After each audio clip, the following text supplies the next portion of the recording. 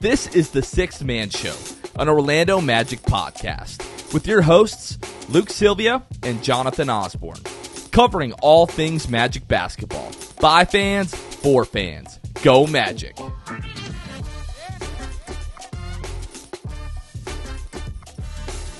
What's going on, Orlando Magic fans? You guys are back with the Sixth Man Show. Today is January 1st, 2024.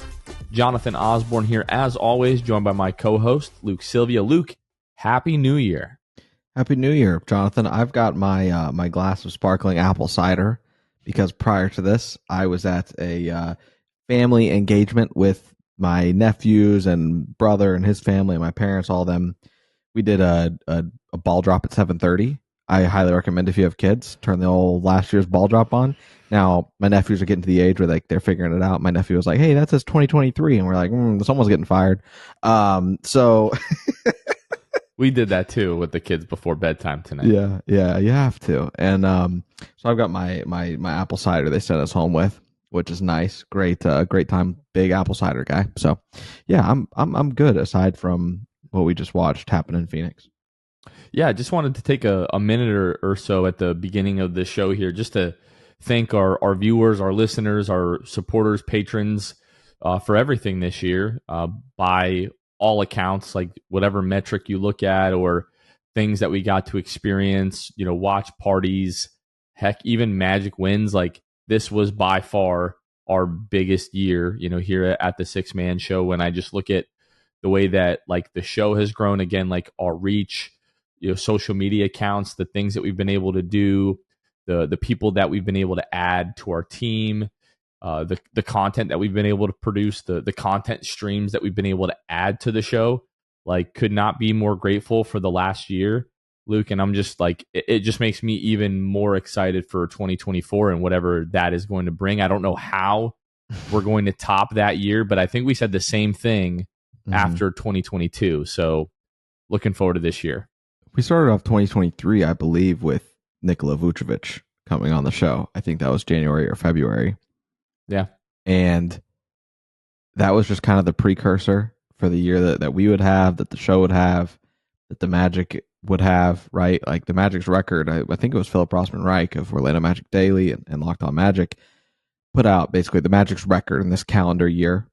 It was a great calendar year for the Magic, going above 500 in the last calendar year. So by all accounts, it was an awesome year. Can't wait to see what next year has in store for us. As cliche as it is, I think it will be better, and which is crazy to say.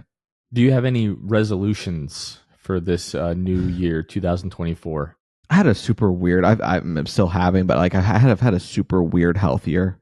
I would love to continue to on like losing weight and getting healthier, and maybe these things won't accompany it. I don't know. I know that kidney stones and things like that are associated with lifestyle to an extent, with like your diet, what you're consuming, that sort of thing. But hopefully that, and it will kind of resolve that and everything else. I think that's probably the biggest thing for me. I'm not a big resolutions guy. I try to start them earlier, like right before the end of the year, so that people can't be like, hey, it's the New Year's resolution guy. Oh, you're starting to work out? Nope, started that 3 weeks ago, actually.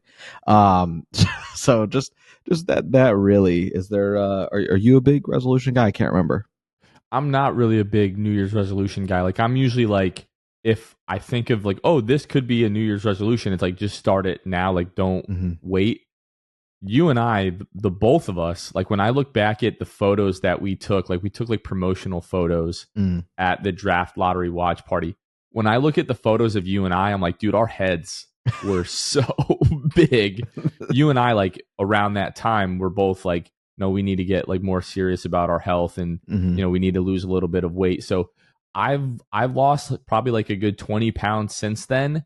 Yeah. The holidays, always a struggle. I've put a few on since then. As of so I'm trying to get back on the health horse. And then I just want to be good at golf. Like for somebody that puts as much time into their golf game as I do, like I tell everybody, no one has ever put more into their golf game and gotten less results than I have. Like I'm outside every day in my backyard. I have a mat, I have a net. I'm out there, 30 to 45 minutes each and every day. And I'm telling you, I still stink. So you'll get there. 2024 is your year. 2024 is my year, baby. I really, really hope so. I want to break 100 in 2024. That would be awesome. This is the year. And then New Year's resolution for the show. I just want us to keep doing what we've been doing the past. It'll be 5 years of the show in February. And I can honestly say every single year we found a way to make the next year bigger and better. So just want to continue that trend. So again, just wanted to say thank you to everybody. We had an incredible year, but we are not complacent. We're not resting on our laurels or anything like that. We are so excited to make 2024 an even better year, in terms of Magic content. So hope everybody has an awesome new year. Luke, let's talk some Magic stuff that we've got going on here. Our latest episode of the Six Fan Show following the Magic's win over the Knicks was a lot of fun. That's up on our YouTube now. Our guy Ben does a fantastic job with those. Be sure to go ahead and check those out. If you wanted to be a part of that one and you missed that one, your next opportunity is going to come on January 9th when the Magic take on the Minnesota Timberwolves. I'm looking now to see what day of the week. So that's going to be a Tuesday. So not this coming Tuesday, but the following Tuesday will be your next opportunity to do that. So be on the lookout for that. And then our next watch party is not this coming Friday, but the following Friday, January 12th. We're going to be at Hagen O'Reilly's Irish Pub, which is located at 16112 Marsh Road in Winter Garden. Been looking at the menu, Luke. We're not going to cover the menu tonight, but I've got my eye on a few things there. So if you've come to our watch parties, they're always filled with a bunch of crazy Magic fans, tons of energy.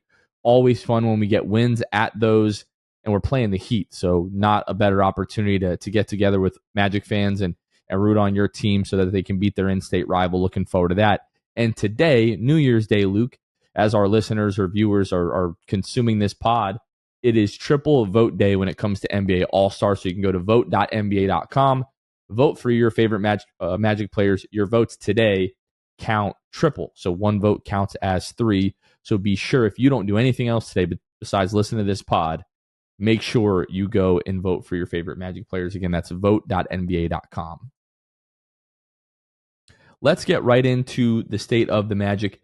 This week, the Magic went 2-2, Luke, with a win over Washington on Tuesday, a loss to Philly on Wednesday, a win over New York on Friday, and a loss on Sunday to the Phoenix Suns. They currently sit 5th in the Eastern Conference with a record of 19-13. They're 7 games back of first place Boston, 5 games back of second place Milwaukee, 3 games back of third place Philadelphia. They are tied record-wise with Miami, but right now Miami holds the tiebreaker. So they are 4, we are 5. They're 1 game up on Cleveland, a game and a half up on Indiana, 2 games up on the New York Knicks, 4.5 games up on Brooklyn, 5 games up on Chicago, who has right now the final play-in spot. They're 6 games up on Atlanta and 7 games up on Toronto. Right now, the Magic are 21st in the NBA on the season in offensive rating with a rating of 113. They are 4th in the NBA in defensive rating with a rating of 110.4, 9th in overall net rating with a net rating of 2.5. Looking at the injury report, Markelle Fultz, who is now questionable basically day to day, he has missed the last 24 games with left knee tendonitis. Joe Ingles has missed the last 8 games with a sprained left ankle. Jonathan Isaac has missed the past 4 games with a sore hamstring. Gary Harris returned to the lineup Sunday after missing the past 2 games with a calf strain. Wendell Carter Jr. returned to the lineup on Sunday after missing the last game with right knee tendonitis. So we're getting some guys back. We're still missing some pretty integral parts in Markelle Fultz, especially Joe Ingles, Jonathan Isaac coming off the bench, Luke. Hopefully the Magic's New Year's resolution is to get healthy and to stay healthy. It would be nice. It would be nice. That's my resolution for the team. I know it's yours as well. So we can get some health. Maybe somebody just overnight becomes an even better shooter. I don't ask for much. Those are my resolutions. Yeah, I don't know how much of that is going to happen. Some dominoes in the Eastern Conference, have fallen in terms of trades. So what was that? Saturday, The New York Knicks made a really big move, trading RJ Barrett and Emmanuel Quickly, and I believe this year's second-round pick to the Toronto Raptors for OG Anunoby, Malachi Flynn, and Precious Achiuwa.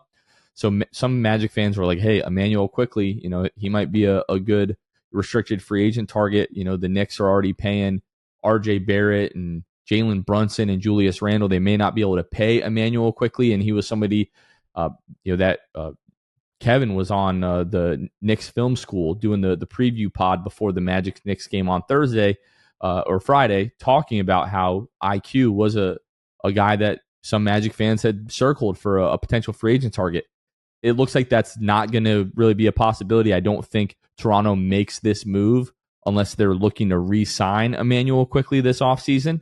But I don't really know that this moves the needle, especially for a team like Toronto, who is fallen out of the play-in race, and they're trying to make up ground here. I don't know really even think that this is a big move for the Knicks. I don't know if it moves the needle a ton for them. But Luke, now my attention, as we get closer and closer to the trade deadline, my eyes are set on Tyus Jones. Like, to me, at this trade deadline, that is what I want. Forget what I want for Christmas or New Year's resolution. For the trade deadline, I want Tyus Jones. He's on a team that stinks. Probably wants out of a situation like that into one that can definitely, absolutely see postseason time this upcoming offseason. I don't see a world where it's not at least intriguing to both sides. You want a little second round pick action from us, whatever. You want a player. I think we're willing to move some things around to make it happen for Tyus Jones, as we said, in his career. Never averaged more than a turnover a game. After a game like tonight against the Phoenix Suns, never even averaged a turnover a game. Yeah, not average one, hasn't had over one. How much would you give after a game like tonight where turnovers are the difference? Tyus Jones single-handedly flips this game tonight. Yeah. So, which is crazy to say, because I wasn't even thinking about Tyus Jones in that way until a week and 2 weeks ago. Yeah, a guy who, like, the more and more that I think about it, just like he fits the timeline. He's 27 years old, not crazy like stats, like for his career, averaging 7 points a game this year, his best year of his career, 12.6 points per game. He's an expiring contract. He's going to be a free agent, but I don't think it's a guy that's going to be incredibly expensive. Mm-hmm. Good shooter, doesn't turn the ball over, like everything that the Magic need at this point. And if they can make it happen and find a way to get him on a reasonable deal this summer, I mean, that would be fantastic. So we'll have to keep an eye on what happens there. Full transparency, folks, we are recording this episode immediately following the Magic's loss to Phoenix Sunday night. And we've got 63 minutes from this moment to the ball dropping, and we would like to spend some of that time with our families tonight. Hope you all can understand that. So we're going to briefly talk about this next game. We'll talk more about the Phoenix Suns game, Luke. But the next game, the Magic really fought like hell. We had been talking about how we needed both of our superstars, our all-stars, to get on the same page, and they did in a big way in this game. 32 points, I believe the season high for Franz Wagner. 11 of 19 from the floor. 3 of 5 from behind the arc, was knocking down threes in a big way. 7 of 7 from the free throw line, added 9 rebounds, 2 assists, 4 steals, and a block. And Paolo Banchero, 29 points, 10 rebounds, 4 assists, 9 of 19. And Jalen Suggs, another big offensive night, 21 points, 8 of 15. Julius Randle, 38 points, just a monster performance from him. But outside of Julius Randle, I mean, Jalen Brunson, 20 points, but 4 of 15. Anthony Black, especially, and Jalen Suggs did such a great job defensively, like really disrupting Jalen Brunson, never letting him get comfortable in this game. And the Magic just fought the entire night in this game, did what they needed to do. Like, this was a game that you really needed to win. You're in this stretch. This was a home game. Not a great shooting night for either team. Magic 7 of 33 from behind the arc, but New York 6 of 30.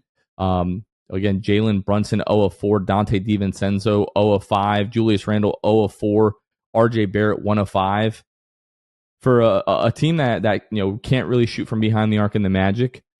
They seem to find their match in this one, Luke, and the Magic with the 117 and 108 win. Just a really fun game for the Magic, one that they needed to win, especially like the last 5 minutes of the second quarter when the Magic really got things going. And yeah, always good to beat the Knicks, especially when there's a lot of Knicks fans in the building. When it comes to poor shooting nights, people like to talk about like, oh, they just couldn't hit anything tonight. For teams like the Magic, that's the case, right? Like the Magic, a lot of times, honestly, more than you would like, have nights where they just can't hit anything from the perimeter. But when it comes to the Knicks, who were like at least top half in the league in 3-point percentage, shoot the ball relatively well for sure. It has a lot to do with how you start the game and the mental state of the New York Knicks. Anthony Black had Jalen Brunson just going through it in that first quarter. Anthony Black in that first quarter was able to hold Jalen Brunson to 1 for 4 from the field. 2 of those being air balls. You can't tell me that doesn't mess with Jalen Brunson's psyche the rest of the game when he goes to shoot the ball. It's just like, oh man, they're clamping. And I've had my Knicks buddies. They were like, I've not seen Jalen Brunson get clamped like this before. And it takes a lot for them to say something nice about the Magic to me when the Knicks are playing the Magic. So I knew it was true. So that, I think it was really set the tone. Julius Randle, you had him 7 of 10 in that first quarter. He was 7 of 10. Thankfully, in that second quarter, he cools off, misses both of his threes, goes 1 of 4 from the field that quarter. And the Magic in that second quarter, thankfully, took advantage of playing really great defense on the New York Knicks that quarter. You outscore them immensely in that second quarter, and you're able to build that lead. That was your biggest quarter of the night. That's where you won the game. So, and then from there on out, you just kind of buoyed, and you had a great start to that second half as well. Like a 13-5 run to start the second half. Franz and Paolo have an efficient night together. First one since like Indiana, whenever that was, like a week, two weeks ago maybe, where they were both like clicking on all cylinders. So it was a fun game to be at too. Didn't hear a Knicks fan until 3 minutes left when Jalen Suggs goes to the line, misses that first one. I was like, well, there's the Knicks fans. If you thought that was the case on the broadcast, you were correct. In the arena, you could see the Knicks fans, you just couldn't hear them until the fourth quarter. Yeah, Magic got out to a 20-point lead early in the second half before the Knicks, I don't want to say like came all the way back, but at least made it interesting in that fourth quarter. But the Magic still end up with the 108 to 117 win over the Knicks. Like you said, Kevin talked about this on one of the recent post-game lives. I don't know if it was after the Philly game, but he talked about how like 2 of his absolute worst experiences ever at Magic games have been at Knicks games. I was there with him 2 seasons ago, our home opener against the Knicks, when we sat like sort of towards the Knicks tunnel where like, all the away, like, big fans will go and sit. And that game was absolutely miserable to be at. And I'm been so happy this year when the Lakers have come to town, when the Celtics have been here now and the Knicks have been here, that the arena hasn't been taken over by those fans. Like even, a week or 2 ago when the Heat were here, like late in the game, there were some, let's go Heat chants that were pretty quickly, drowned out. But always good, especially we had Ben outside Kia doing the 6 fan show. We didn't want that to turn into like an episode of Side Talk and just be a bunch of Knicks fans out there trolling. It was Magic fans trolling Knicks fans in this one. So yeah, it was great to see Paolo and Franz really on the same page, getting things going. And Anthony Black, I forget who it was that tweeted it out. I think you retweeted it from our account. Like Anthony Black going up against like some like elite offensive, like premier offensive players recently, and has just been able to clamp those guys. Like legitimately a really special defender. Us having Anthony Black and Jalen Suggs in the same backcourt. Off the top of my head, I can't think of like many other better defensive backcourts. And those guys are in their first and third years in the league. I can't wait to see how those guys are going to grow. And we just need a little bit, more offense out of those guys at times. But hopefully that that ends up coming along. But again, big win for the Magic. Always good to beat the Knicks, especially at home, not letting those Knicks fans really get crazy at all. Okay, want to give a special shout out to the folks that help support each and every show that we do, really help us do everything that we do. We talk about the big year that we had. Literally would not be possible without our patrons. So going into the new year, if you want to be one of our patrons, you want to help support everything that we do here, you can find us at patreon.com/the6man show, where we have a bevy of different tiers with different benefit levels. Part of our Hall of Fame and elite tiers, or is that we give them a special shout out each and every episode. So I'm going to go ahead and start by shouting out the Court Cousins, Drew Gooden, Armin, Carson Tulo, Jonathan Borges, Normal, Magic Player History, Gabe Gaines, Wiffle, Michael Martin, Jamel Miller, Michael Salapong, Donkey Punch, Dave, Paolo and Francis, Warmth, Pierre A., Dylan Holden, Mr. Mikey, Eduardo Sanchez, Dan Mill, Dutto 15, Bobby Skinner, Goody 93, Teddy Sylvia, Eric Lopez, Fuchsia, Bill Fulton, Edmund Lagone, Jose Esquilin, Caleb Pete, Cannibalism, Time, Mr. TV, ESPN Really Sucks, Gear 95 Shred, Junior Bruce, Halfreakin, Shahin 177, Bobby the Dawn, Himlo, Ben Himro, RM Prof 221, Ray Pastrana, Magic Kid 714, Spanking Season, Soft Taco, Victor Cologne, Irish Magic Mike, Austin Lampy, Random Hustle, Eddie House's Burner, Maria, Keith Wallace, Fritz, Currency Kev, Bruv Sal, Casey Green, Santi Leon, Kane Eckler, The Distract, Ahmad Timsa, Chansu, and Tom Gadsden. A big thank you and happy new year to all of our patrons. Again, you can find us at patreon.com/the6man show. Hey, I'm going to give a shout out real quick, Jonathan, to one of our patrons. Please do. I want to shout out to Maria. My parents were also at the game, it's coincidentally against the Knicks. I go down there. My mom was like, "Can we get a picture?" And I was like, "Yeah, sure." So I just find someone next to us. I turn, I hand the phone to her. Like, "Hey, would you mind taking a picture?" She was like, "Luke with the 6-man show?" And I was like, "Yeah, what's your name?" It turned out to be Maria. She's like, "I'm one of your patrons. I believe they're season ticket holders as well there at the Magic games." Super sweet lady. My parents said that they kind of talked throughout the night. So super appreciative. It's one thing when it's me in the arena. It's another thing when it's my family and how you treat my family. And people have always been great to me and to you, Jonathan. And whenever they see us, it's never been disrespectful or anything, but it always kind of worries me when I leave my family with anybody that knows about the show, whatever.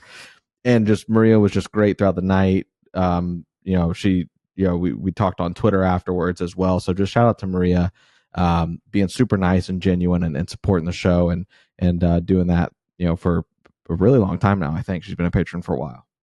She has. Shout out Maria. Mm-hmm. You know who I don't want to shout out, Luke? The Orlando Magic and the way that they turned the ball over tonight against the Phoenix Suns. Let's talk about that, right? Mm-hmm. Wendell Carter Jr. back in the lineup after missing a game. Gary Harris back in the lineup after missing a couple of games there. Magic just really got off to a rough start in the first quarter against the Phoenix Suns, being outscored 24-37, turning the ball over 5 times, 0 of 6 from behind the arc, letting Phoenix shoot 57% in the first quarter and 50% from behind the arc. Just, Luke, this game, really, really frustrating. I go back to Philly on Wednesday night. Whenever it seemed like the Magic were making a run, the Magic started the game really well against Philly, started settling for threes. Philly comes back into it. Philly takes the lead, and then every time the Magic look like they're gaining some momentum and mounting a comeback, they would turn the ball over, right? Very much the story in this one. The Magic actually end up coming all the way back. They were down 16 at one point, but come all the way back in the fourth quarter, take the 96-95 lead with 9:26 to go in this game, and then just really go cold offensively as Phoenix goes on to outscore them. What was that? 17-11 the rest of the way. And it wasn't like KD and Bradley Beal, the guys that got it going for the Phoenix Suns in the fourth quarter. It's not like they were hitting everything. They hit enough shots. They made enough plays. Magic's offense especially went cold late in that fourth quarter, and that's ultimately what cost you the game in the fourth. But I go back to the third quarter, Luke, which the Magic actually won 29-22. It was a fantastic quarter defensively for the Magic. but limited themselves to 29 points because of the fact, Luke, that they could not stop turning the ball over. It was 7 turnovers in that fourth quarter. So you're giving Phoenix 7 extra possessions. They shoot 9 of 21 in that third quarter. Let's say it's only 3 turnovers, right? And then they only have, 17 or 18 field goal attempts. And the Magic were able to get a few more buckets because they were shooting the ball really well in that third, 12 of 18 in total, 5 of 8 from behind the arc. You're able to put, a few more good possessions together, Luke. You should be going into the fourth quarter, with a 5, 6-point lead instead of, trailing by 2, that Bradley Beal buzzer beater that he hits at the end. And I just felt like that third quarter and ultimately, the 16 turnovers throughout the game is really what did the Magic in. The Magic didn't shoot the ball all that well, especially not from behind the arc. Well, guess what? You made more threes than Phoenix and you shot a better percentage. So it's not like one of these games where, the Magic just got outshot. The Magic can't shoot threes. That's why they lost the game. No. Is that a factor in this game? Absolutely. But 16 turnovers and 7 turnovers in the third quarter when you're trying to make a run to get back into the game, just completely inexcusable. Really, really annoying. Can't protect the ball. Can't get to the free throw line. You shoot just 12 free throws tonight. The Magic average, over the second most or the most in the league. It's like 27, 28 a game, something like that. No reason to get to the line only 12 times, right? Also, the Suns, outside of the big three, and really especially outside of their starters, that bench is not good. That bench is mainly just running cardio, and they get 6 points, and then all of it is from Metu, right? So Okogie, Azubuike, Eric Gordon, all of them have 0 tonight. As you said, it wasn't like we were being overwhelmed by the big three, which in a way, Devin Booker didn't have a great game. 7 of 17 from the field. Not great. 21 points for him tonight. KD, yeah, of course. Right, you get overwhelmed by KD. Bradley Beal was an incredible factor tonight. 10 of 13 from the field. Their second game, or maybe third, but second game in a row with their big three. And they're still figuring things out, but that was the frustrating part for sure, was games that it was just unwinnable, basically. Those type of games, their big three is making some of these shots that they're just completely, they're either rimming out or they're bricking, whatever. They're just missing these shots. Tonight, it was those are the games where I'm okay, the game's winnable. They're not unconscious necessarily, unless your name really was Bradley Beal. Devin Booker's missing shots. He's gifting you guys some of these, right? Even Bradley Beal down the stretch, I thought had a really ill-advised 3 down the stretch where I was he missed it. We're going the other way. The Magic have a great chance to win this game just by the feeling. So, very frustrating. But at the end of the day, you get outscored 37-24 in that first quarter. Shocking news, Jonathan. If you lose the opening quarter by 13, that's really hard to do, if we're being honest, to lose the opening quarter by 13. But you, especially against a team like this, you got to be winning going into that final stretch where they have their starters on the court. Because like I said, their bench is not good. Don't get me wrong, Wendell Carter Jr. had a great night off the bench. That was an interesting development, by the way. And he still plays 24 points. He does get subbed in to the closing group there in the final couple minutes. Too little, too late, in my opinion. Cole Anthony plays well tonight. You're winning those bench minutes for sure. But you got to be in the lead when it comes down to that final 5 minutes. When Bradley Beal checks into the game, makes that starting group whole, you have to be in the lead. You cannot be tied. You cannot be losing. Those guys aren't going to lose much when they have the lead with 5 minutes to go. They're just not. Especially if your team name is the Orlando Magic and you're down by whatever it was, 5 when they check in. You can't shoot threes. They're not scared of that. They're going to dare you to shoot those, especially when you're off tonight. Very frustrating all the way around. This is one of the games from the road trip that obviously during the moment was Gary Harris hits that 3, put you up 1. This is the game you win on the road. This is one of them, and you hope you can get one more. But this is definitely one of them, and it's not. Sucks. Yeah, like maybe not best case scenario, but you feel like you'd be pretty fortunate to go 2-2 on this road trip. Starting tonight in Phoenix, then Tuesday at Golden State, you have a back-to-back. You're in Sacramento on Wednesday. Then the final game of the road trip Friday, you're at Denver. Like, I mean, now I'm really hoping that we're able to pull out that win on Tuesday in Golden State, because second night of a back-to-back in Sacramento, going to be tough. Going to be really tough to beat Denver. Last game of a road trip in Denver on Friday. So this game was like the one where I was like, okay, like Phoenix has sort of been struggling this year. Their big three haven't really been able to get it on track. Of course, tonight is like the official like welcome to Phoenix of their big three with Beal, Kevin Durant, and Booker. Because of course, why wouldn't it be against the Orlando Magic, which like really sucked? Well, like those three give them 77 points. And Booker wasn't fantastic, but he wasn't exactly like atrocious either. Like 7 of 17 isn't great, but it sort of like evens out with Bradley Beal shooting like 10 of 13. Like if he shoots 7 of 13 and Booker shoots 10 of 17, like it all sort of comes out in the wash. Like this is probably like almost as good of an average big three night as you're going to have. And the fact that the Magic were in this game, basically until the end, the last couple of minutes there, really encouraging.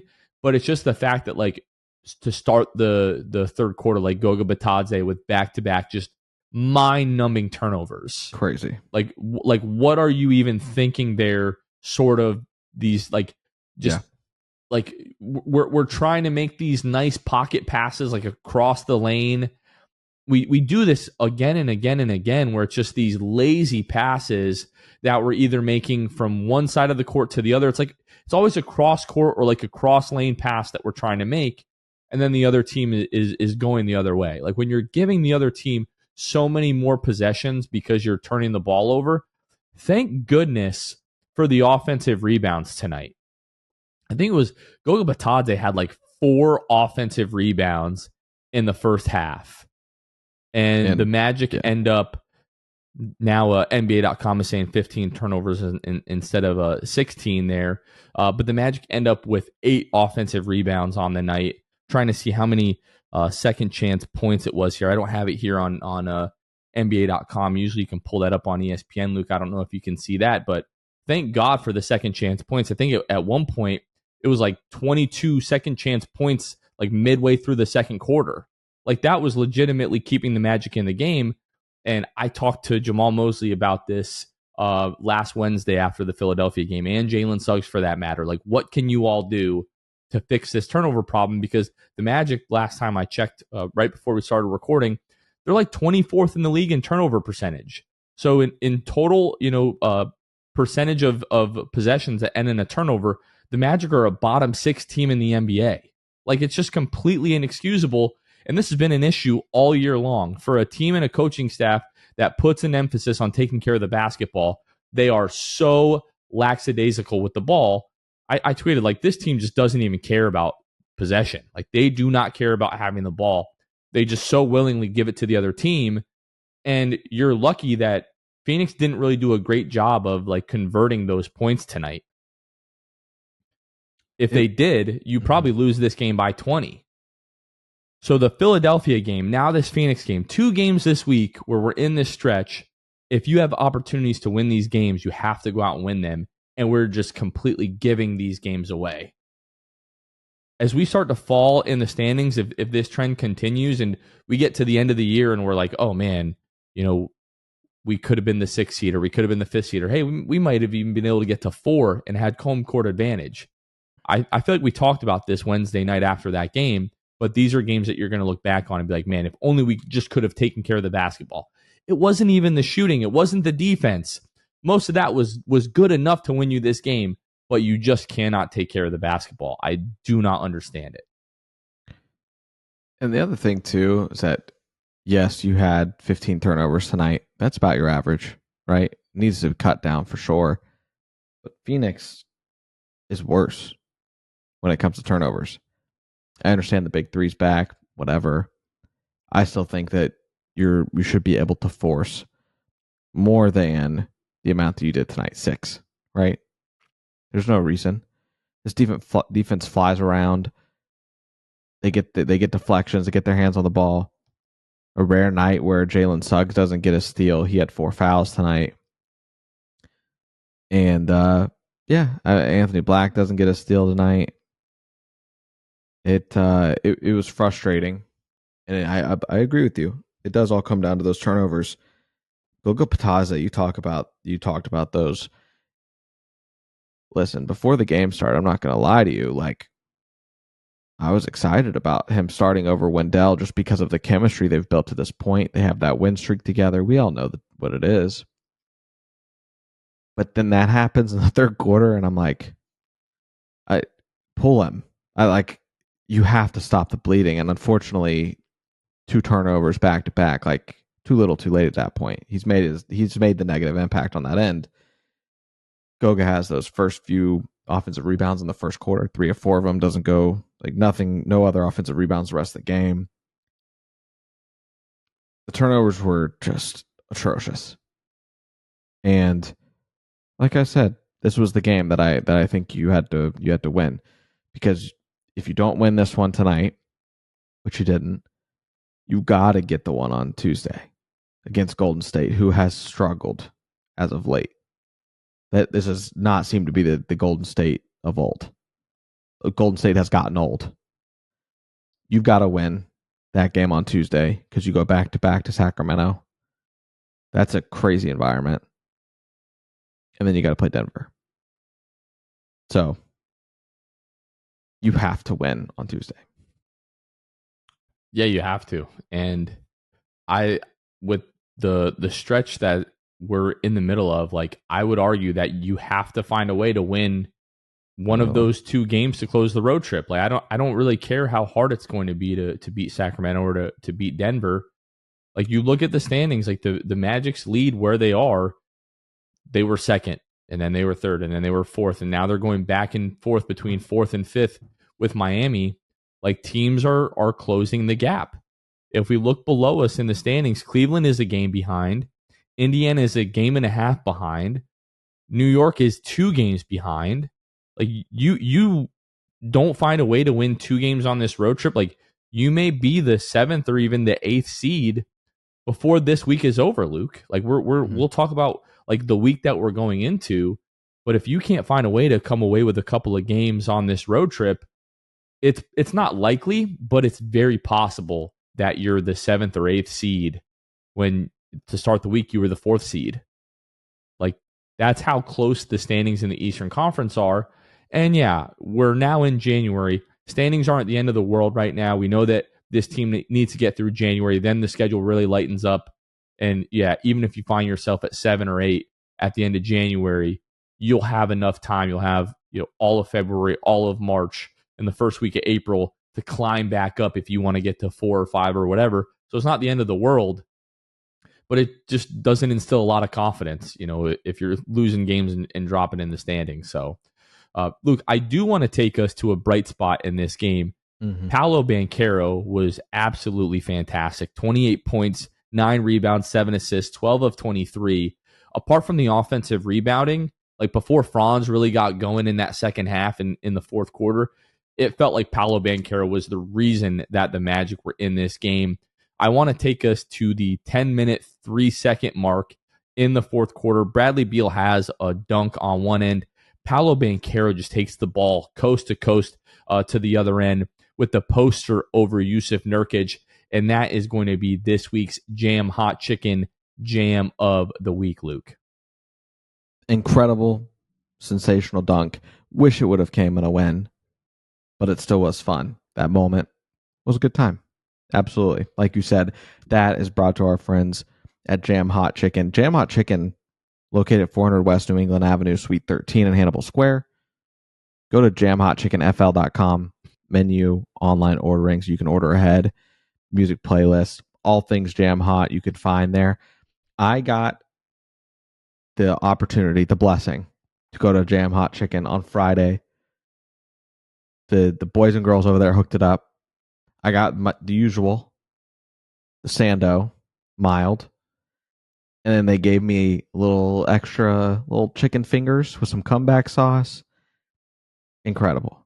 Little tendies action. Little tendies action. Shout out to Jam Hot, everything they do. My mom got the chance to try it out as well. Said it was the best chicken sandwich she's ever had. She doesn't recommend it in a car, though. She was in the passenger seat trying to eat this thing. This thing is not to be messed with, right? Like not for car eating. No, not for car eating at all. And so wait till you get home, maybe if you have to leave or wherever you're going. But it is well worth it. My mom could not stop talking about the chicken sandwich. Great experience, great people. Go check them out. I'm trying to look at the calendar now of like when I might be able to make it to Jam Hot because it's been a while. So the 12th, before that watch party, because that watch party isn't going to be until about 7:30. That may be the night that I have to make my way over to Jam Hot Chicken. We got somebody on Twitter was a first time this past weekend. Mm-hmm. And I guess we haven't said this enough or we haven't said it super recently. If you're going to Jam Hot, if it's your first time, whatever heat level you think you would get at other places, go a step below and thank us later because this gentleman was like, I got the mild and it was not mild. It's still pretty hot. So a big shout out to our friends over at Jam Hot Chicken. Luke, I really don't have too much else to say, about this loss to Phoenix. Wendell Carter, 17 points off the bench in 24 minutes, added 5 rebounds, 2 assists. Was super encouraging to see Wendell back. Had the big lob finish from Franz, the Wagner-Carter connection. Really, really encouraging out of Wendell after he hadn't been that great since coming back from the hand injury. Maybe another game off the bench. But if he's going to continue to play at this level and play with the energy that he did Sunday night, needs to be back in the starting lineup before long. It's funny how things work because coming into tonight, like I said, I was like, oh, Goga, great, perfect. And then tonight, recency bias is a real thing, and a lot of us deal with it. And sometimes we have to be reminded. Wendell Carter Jr. reminded us tonight. 3 of 3 from 3, plus 14. The best, most impactful player, really, aside from probably Paolo. But even still, like his plus minus argues that he was positive every single time he was on the court tonight. So, welcome back, Wendell. It feels like we got him back tonight. I hope that continues. We'll see. We need him on this road trip for sure. Franz was awesome again, 27 points, 11 to 25. The 11 to 25, I don't think really paints the whole picture because Franz started like 3 of 10 in this game. So I guess the rest of the game, that's 8 for 15. Mm-hmm. So like really got things going, especially in the third and fourth quarters. There 7 rebounds, 6 assists, 28 points and 27 points from your 22 and 21-year-olds. Again, folks, today, if you're listening on New Year's Day, this is triple vote day. Go vote Paolo and Franz to the All-Star game. Those guys really, really deserve it. And yeah, if Wendell is back, like the way that we're accustomed to Wendell playing, it's going to do wonders for this team. I don't know if it's Markelle coming back is going to help us cut down on the turnovers, or if it's a move for a guy like Tyus Jones, help us cut down on the turnovers. They just got to figure out a way to fix this because the entire philosophy of this team is having these big, multiple ball handlers, good decision makers. For all the quote unquote good decision makers that we have on this team, you think we'd be able to take better care of the basketball. Do we think Franz is a good decision maker? Yeah. Do we think Paolo is a good decision maker? For the most part, yeah. Is Jalen Suggs a good decision maker? For the most part, I would say yeah. Anthony Black, yeah. Goga, for the most part, yeah. Mo Wagner, for the most part, yeah. Gary Harris, for the most part, yeah. Why the hell are we making such bad decisions then? We've got all these decision makers. Guess what, folks? Make a decision not to turn the damn ball over. How about that? Let that be our New Year's resolution. Screw the shooting. I can live with 34, 35% every game if you just stop turning the ball over. That's all that I want. I don't think it is that too much. I don't think that is too much to ask. No, not at all. Not at all. All right, the week ahead, Luke. Tuesday again at Golden State. Got the back-to-back Wednesday at Sacramento, Friday at Denver, and then you come back home home. You're playing Atlanta at home is what I was trying to say on Sunday.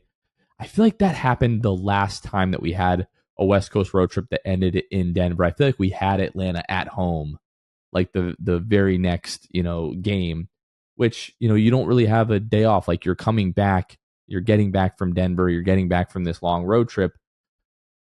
Luke, I think we go 2-2 this week. I think we beat Golden State, we beat Atlanta, but we have to find a way to go 3-1 this week. I hope so. I'm going 2-2 as well, and that really is a heart pick because Atlanta stinks, bro. They do stink, but I think that there's a great chance you lose against Golden State. The script is there. They shoot 43s a game. If they are remotely on, you're screwed. You just are. But they stink. They do, but they lost 3 in a row. Yeah, I understand that, but the Magic aren't built to play from behind. So if they have a great first quarter, if they're lighting it up from beyond the arc, they're capable of it. They still are. They still stink, but if they are very much capable. So I could see a script where that's how that goes. The Magic have to try to shoot themselves back into it, only to shoot themselves further out of the game. We've seen it before. I mean, it's not a shock if that does happen. But I am going to say 2-2. I'm going to say that you do win a Golden State. I'm going to say that they aren't hitting on all cylinders. And then I'm going to say you beat Atlanta. They're 15th in the league this year in 3-point percentage. Yeah, but they shoot 40 of them things. So, still good, relatively, when you're talking volume. They only make 5 more threes a game, which only 5 more threes a game.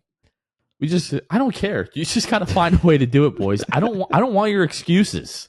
I want to win. I want a W. That's what I want. We need it. Don't care about your excuses. We want to win. We need to go 2-2. That being said, if you do go 3-1, you have to beat Denver. It's a tough one. I just don't think you're beating Sacramento on a back-to-back. They're too good to be beat on a back-to-back like that. And that I don't think that I enjoy the thought of playing in Sacramento either. So we'll see. They're a team that's got about the same record as us. They're 19-12. We're 19-13. But we know what they are. They're a great basketball team. So yeah, if you're getting a third win this week, it's got to be against Denver. So Luke, you're 19-13 at the turn of the new year in the 2015-2016 season. So December of 2015, January of 2016. This is the Scott Skiles year. At the end of the year, we're at the end of the year here. We're 28 minutes now away from 2024. At the end of the year in 2015, the Magic were 19-13. And then they lost their next 4 in a row to make them 19-17. They won a game to make them 20-17. And then they lost 1, 2, 3, 4, 5, 6, 7, 8 games in a row to make them 20-25. And we know that season just completely fell apart. Are you superstitious at all about the fact that the Magic are ending the year 19-13? It doesn't make me feel good. I don't feel good about it. But I know that this team is not that team. This team is not losing 9 games in a row. No. There's no shot. Yeah. There really isn't. Yeah, I don't think so. Does Are it scare me? You really having Absolutely. This like internal monologue right now that it's even possible that this team loses 9 games in a row? I don't know. And it was 8 games in a row. They're not losing 8 games in a row either. It will not happen. I will not allow it. I will put on the pinstripes and I'll be out there jacking threes before I see this team lose 8 games in a row. We're definitely losing 8 games in a row. That's what we got going. You never know. I can get hot. I can get hot from behind the arc. It's happened. It's happened a time or two in my day. And you know what? At this point, I ain't gonna do much worse than our guys are from behind the arc. You know what I'm saying? Yeah. No, I think you would. But listen. Also, this is just on another side. Producer Kevin came through to let us know. Sacramento's also on a back-to-back when we play them. Love that. But the bad news is they play Charlotte. So they could be up by Charlotte's 30. Dangerous. They've been bad lately. They've been real bad lately. Yeah. Yeah. So if Charlotte is getting beat, I think Charlotte and Detroit both went 1-12 in the month of December. Yeah, they both teams suck. That checks out. But that's what I'm saying. If the Kings are killing them, they might pull players. They might, be well rested even for that back-to-back. Way more than we're going to be rested playing against Golden State. So I do appreciate the intel, Kev. I do still think it's a loss. But it does change things slightly. I feel better about it. But I still have a loss for sure. Yeah, I would say before that, I would give us like a 70-30, maybe 75-25 chance of winning.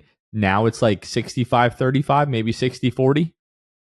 So you never know. It's the NBA. Weird things happen. Anything can happen on a given night.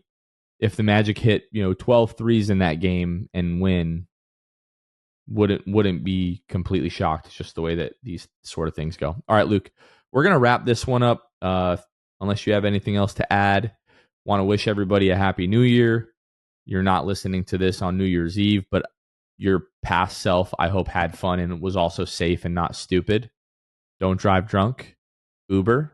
Mm-hmm. If you're waking up or you're listening to this, it's like 4 a.m. You might be partying long into the night. If it's like 4 a.m. and you're listening to this and you're hammered, get an Uber. Okay? True. Just don't drive drunk. Don't be get an idiot. Uber. I love that you told them that we were going to make this short. We've been going about 50 minutes, so we're incapable. So let's get out of here. All right, Happy New Year, folks. For Jonathan Osborne, I'm screwing this up totally. For Luke Sylvia, this has been Jonathan Osborne. You all have been listening to The Sixth Man Show, and we will catch you guys next time. See ya. Thanks for listening to The Sixth Man Show. Be sure to subscribe on iTunes and Spotify to get new episodes downloaded directly to your phone. If you enjoyed the show, please take a minute to give us a 5-star rating and a review. It helps out the show a lot. Follow us on Twitter, Instagram, and Facebook at Sixth Man Show. We'll catch you guys next time. Go Magic!